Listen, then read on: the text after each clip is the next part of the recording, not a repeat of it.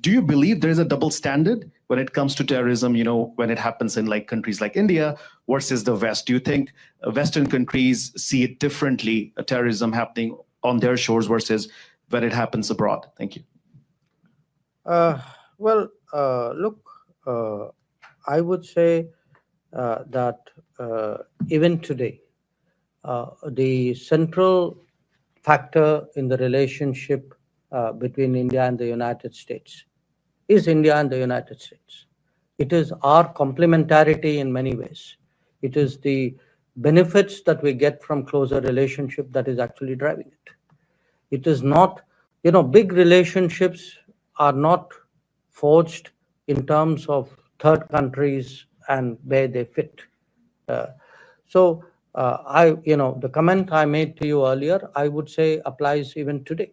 That if I am talking about the when I'm looking at the future of our ties with the United States, or if I even look back at the progress in our ties with the United States over the last 20 years, I would put it to you, a lot of it is, it's about trade, it is about investment, it is about technology, it is about mobility, it is about energy, it is about defense. So I would really urge you to get over the idea that we need to define ourselves vis-a-vis third countries in order to forge ahead somewhere. That is not the case. We are a big country. We are, among the top 5 economies of the world. We are the most populous country in the world. Our influence is growing. We must have that self-confidence, even in asking questions. And look, I think the record of what happened at that time was very clear, and the ceasefire was something which was negotiated between the DGMOs of the two countries. So I will leave it at that. And on the terrorism issue, again, look, it is a fact that countries, often countries do not take a position when some other country is a victim of terrorism, which they would do when they themselves are. We have, in that respect, honestly been much more consistent and principled.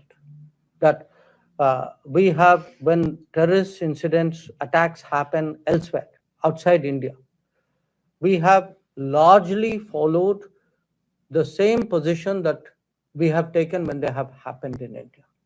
So, is your point that others not doing it? My answer to you is yes, you are right. Many of them are not doing it or not doing it sufficiently enough. And part of diplomacy is to exhort them, encourage them, persuade them, motivate them to do that. And which is why it's important to speak up, and which is why it's important to carry them with us to the best possible degree.